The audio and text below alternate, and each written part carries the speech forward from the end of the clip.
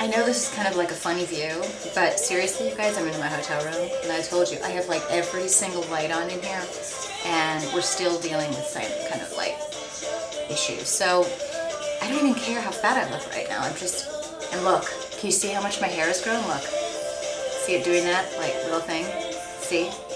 I so need to get it cut, and I'm not doing that until like, I think, when am I getting home? I'm out of town, like, a lot. But I think I'm getting it done on Saturday. So, as you can see, I'm in my workout clothes.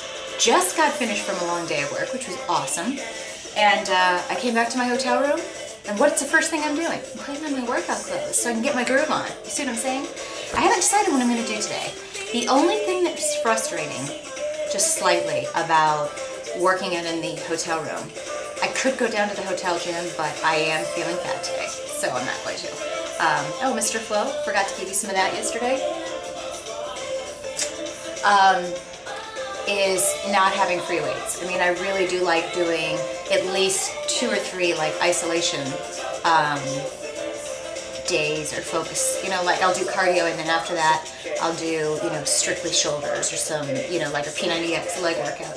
And when I'm here, I feel like it's more just cardio, or, you know, of course you can do isolation moves without, I think she took my water. Sorry, I'm just realizing certain things about my room. Like my bottled water's gone. I also, well, that's just another story. So that's what I miss about working out, but the key is consistency and doing something. You do what you can.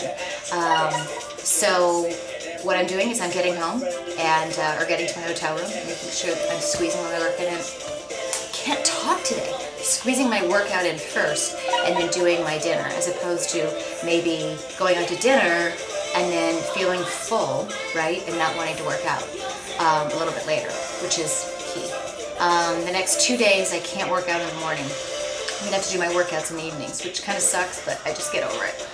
It's not the end of the world. And day 3, right, day 3, Sunday, Monday, Tuesday, of gluten-free, and I gotta tell you guys, it's another day of no stomach aches. For me, that's really kind of a big deal. So I'm going gluten-free, much less about like this is some ploy that I'm going to do to try to lose weight fast. Please don't think I'm like doing something like an Atkins thing. It's really more that I read that book again and I was like, this might be it for me. Maybe I really do have an issue tolerating gluten, and if that's the case, it might help me in my fat loss.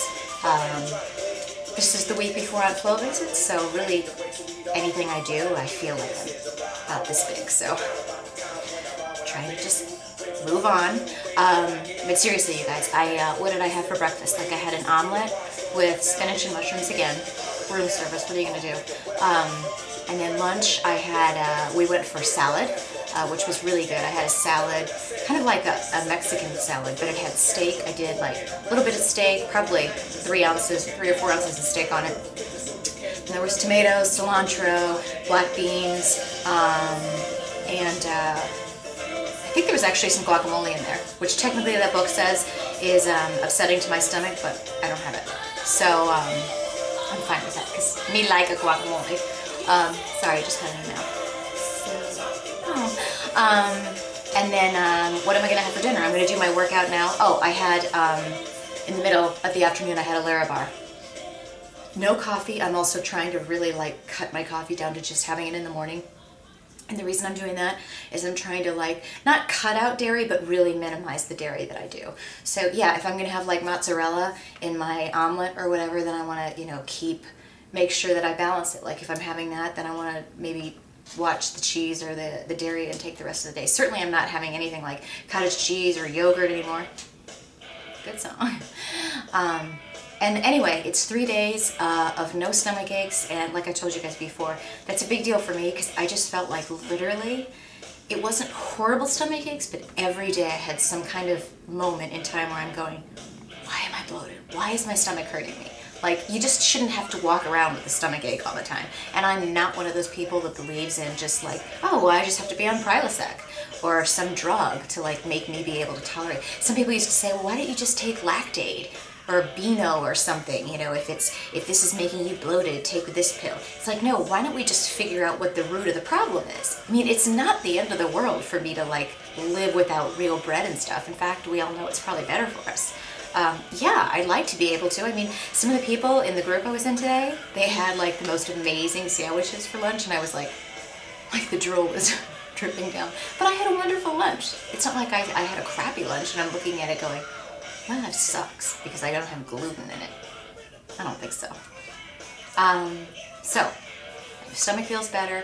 I think what I want to work on more, like after I get back in Chicago later on and maybe do some grocery shopping, is just, you know, it's cool to be gluten-free and to have things like salad. What I don't like as much is not really having a firm idea on my calories. Because, you know, that's what I really started doing, was recording what I'm eating, making sure I'm not eating too much. There's this fear factor I have inside that I'm consuming like 5,000 calories. So I do want to maybe try to transition what I'm doing into some way that I can, you know, have an idea of how much I'm eating. I mean, the other thing too, I was thinking about this as I was on my way back to the hotel. When you eat gluten-free, and it's maybe not just gluten-free, but think about the kind of stuff I'm eating. Having an omelet for breakfast, right? I'm having a salad for lunch. I'll probably either have like salmon or some kind of... What just happened? I was like The Exorcist. Did you see that? Like all the lights just went out? That was creepy. Like, what if some earthquake is happening here? I shouldn't say that. That's horrible. But anyway, when you're eating like this, okay, and like for dinner, I'll probably have like salmon or steak or something like that. It really gets you into like having meals. I'm personally, and I'm not saying there's anything wrong with it, I totally don't dig the whole like grazing and snacking all day kind of a thing. I don't believe that our bodies are meant to be, you know, oh, hold on, it's been 2.5 hours since I last had some protein. Did cavemen run around like that? No. Okay, God didn't make our bodies that way. Now, yes, is it good for when you're getting on stage and you want to have your body, you know, looking supreme? It works for those people. There's no disputing that. But do you have to do that? No.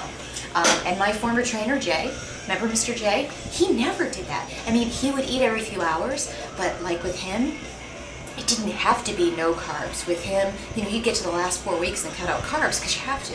You also have to stop drinking water and breathing pretty much. But there's not like one scientific equation for everybody. So I'm just saying. But it is interesting. Like, I feel like I'm just doing 3 meals. You're not going to have like a steak as a snack, right? So when you're not going to have things like muffins, bagels, crackers, all those carby things, gluten-y things, right? Those tend to be what we have for snacks. So like, if you're hungry in the middle of the afternoon, what I'm having like are these Lara bars, which are wonderful because they're gluten-free, people, and there's like 3 ingredients in them. They're divine. So they're sweet. They give you a feeling like you're eating carbs. They're only 200 calories and they're all natural. So it's good. I kind of feel like this is going to be good for me. You know, I'm just kind of having an annoying week because, like I said, Aunt Flo's coming in town next week, and usually whenever she's coming, I just anticipate the fatness. What are you gonna do? Anyway, I gotta go. Wow, talked for 8 minutes and 30 seconds. And I just tuned into Blip because I wanted to have some background music in here. Blip FM, do you guys use Blip FM? And this is why I haven't used it in a while, because half the music on here is unavailable. If you go to use it, it's like unavailable. So, you guys have a good week. I want you to get your workouts in. Don't make any excuses. And April, tell me how's it going with your tummy. You and me are like tummy twins. Can't wait to hang out at the Arnold to compare notes. And that's all there is to it. And everybody else that's going to the Arnold, let me know, because I'll be getting in on Wednesday and checking out on Sunday. Have a good night, and I'll talk to you later. Sorry about the lighting. You guys have to look at me in bad lighting. That's not good. Just get yourself a cappuccino. It'll be all better.